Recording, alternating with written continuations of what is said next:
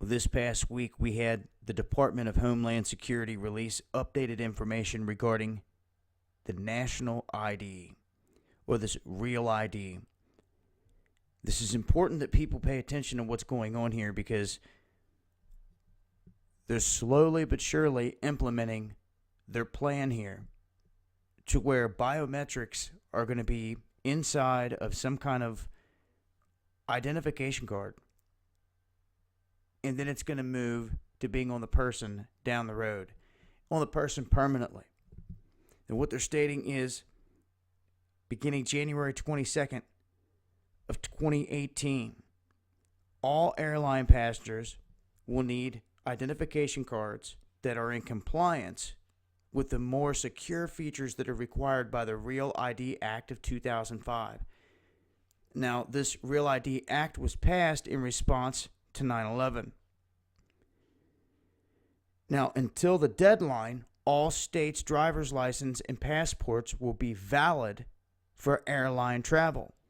Now, currently, 5 states and 1 territory, Illinois, Minnesota, Missouri, New Mexico, Washington, and America Samoa, do not comply with the Real ID standards.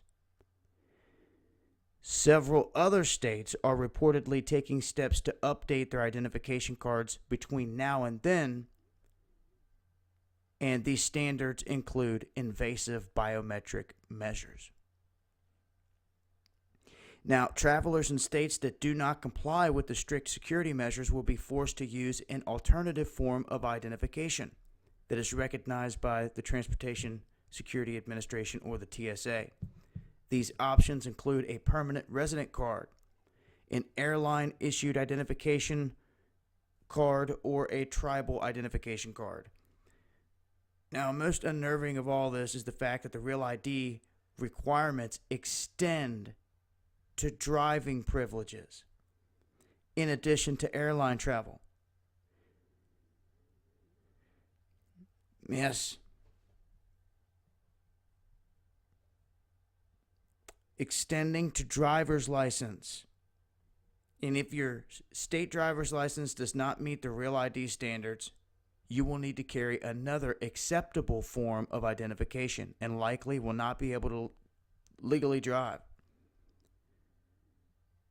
Now, when announcing these new guidelines, the Secretary of Homeland Security, Jay Johnson,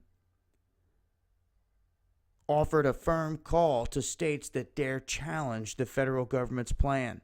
He said over the next 2 years, the states that do not have the Real ID or are not compliant have that amount of time to meet the requirements of the law for the benefit of their residents. That was his words.